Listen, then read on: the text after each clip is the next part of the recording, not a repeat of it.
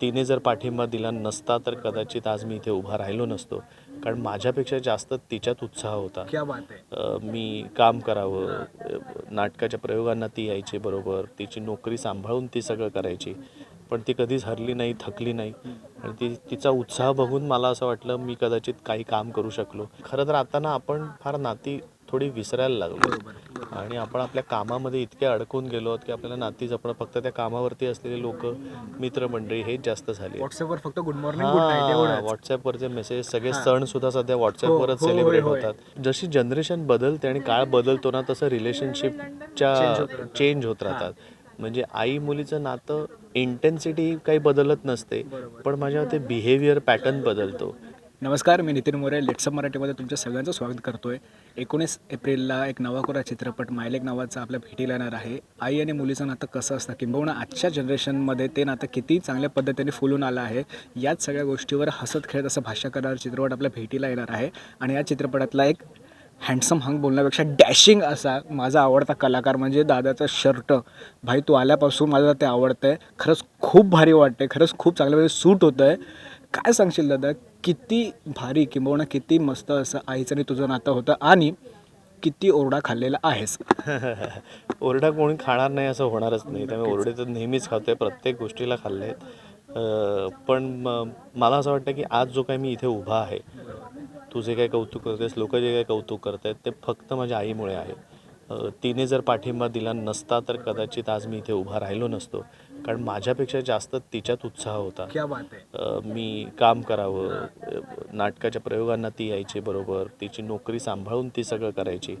पण ती कधीच हरली नाही, थकली नाही आणि तिचा उत्साह बघून मला असं वाटलं मी कदाचित काही काम करू शकलो. बरोबर. आणि मग एकदा मला वेड लागला आणि मग मी हे मनावर सिरियसली घेतलं आणि मी काम करायला लागलो. सो आत्ता जो काही मी इथे उभा आहे तो तिच्यामुळे. क्या बात आहे. एक असतं ना की घरामध्ये, प्रत्येक घरामध्ये, की मुलगा आणि मुलीचं नातं जवळचं असतं आणि मुलगा आणि आईचं नातं जवळचं असतं. जसं तू बोललास की जे काय आहे ते आईमुळेच आहे.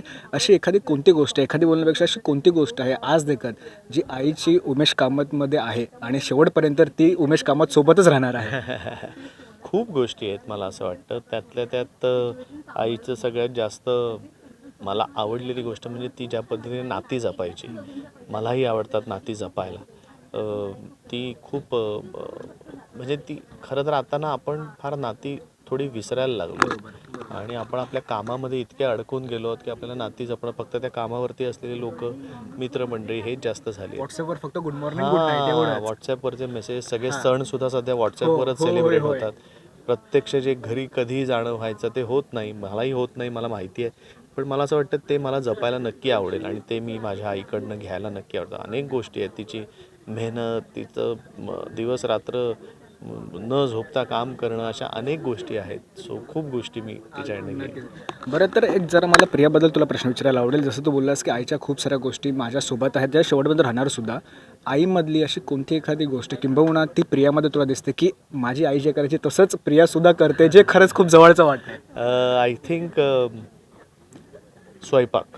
क्या बात आहे. म्हणजे ती ज्या पद्धतीने तिला स्वयंपाकघरात काम करायला आवडतं, म्हणजे ती काम करून सुद्धा ती मला जे आवडतं ते मला करून खायला घालण्यासाठीचा तिचा उत्साह सुद्धा मला तो दिसतो, जो आईमध्येही होता माझ्या. की ह्याला हे आवडतं तर मी हे करून घालते खायला. तिला जेव्हा जेव्हा वेळ मिळतो तेव्हा तेव्हा ते करते आणि मला खायला घालते. सो आय थिंक तो एक गुण आहे. नक्कीच, नक्कीच. बरं, आपण चित्रपटावर येऊया. मायलेक चित्रपट येत्या 19 तारखेला भेटीला येणार आहे. सोनाली ताईचं पहिलं निर्मिती क्षेत्रातलं पदार्पण आणि सनायाचं, तिच्या मुलीचं पहिलं ॲक्टिंग फील्डमध्ये पदार्पण. एक आपलीच मैत्रीण जी निर्मिती क्षेत्रामध्ये उतरू पाहते, किंबहुना निर्मिती क्षेत्रातलं तिचं पहिलं हे बाळच आहे असं बोलायला काही हरकत नाही. किती प्राऊड वाटते की यार माझ्यासोबतची माझी मैत्रीण आज तिच्या चित्रपटामध्ये निर्मिती माझी या चित्रपटाची ती करते. काय सांगशील? खूप कौतुक वाटतं मला सोनालीचं आणि खूप अभिमानही वाटतो की ज्या पद्धतीने ती सुद्धा डोंबिवलीतनं आलेली मिडल क्लास फॅमिलीतली मुलगी आहे, पण आज मराठी चित्रपट प्रोड्यूस करणं ही खूप मोठी गोष्ट आहे. आणि त्या सगळ्या क्षेत्रात म्हणजे प्रत्येक डिपार्टमेंटमध्ये तिने लक्ष घालून, असं नाही प्रोड्यूस करणं बाय फक्त पैसे दिले की विषय संपला असं नाही.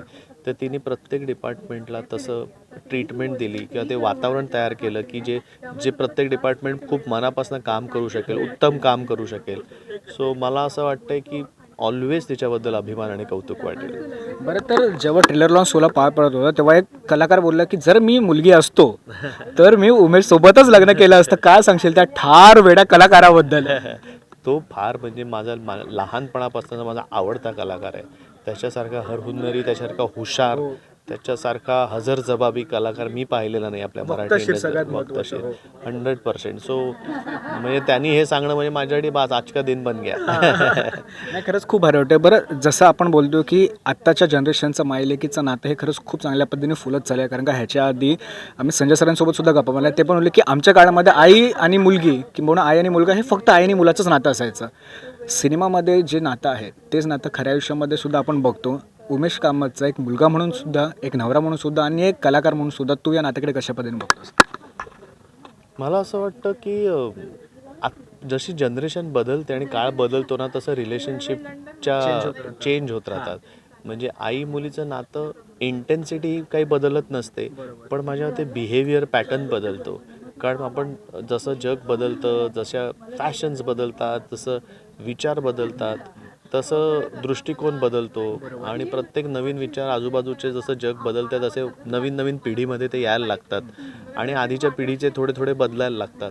सो इंटेन्सिटी तीच असते, प्रेम तेवढंच असतं, इमोशन्स त्याच असतात. आई हा शब्द म्हटल्यानंतर आपल्याला जे फील होतं ते आधी होत होतं, ते आत्ताही होतं आहे, त्याच्यात काहीच बदल नाही आहे. फक्त माझ्या मते रॅपर बदलतो, आतलं खाणं तेच असतं. सो हे सुद्धा नातं ह्या आत्ताच्या पिढीच्या, आत्ताच्या जनरेशनच्या आई मुलीचं नातं आहे.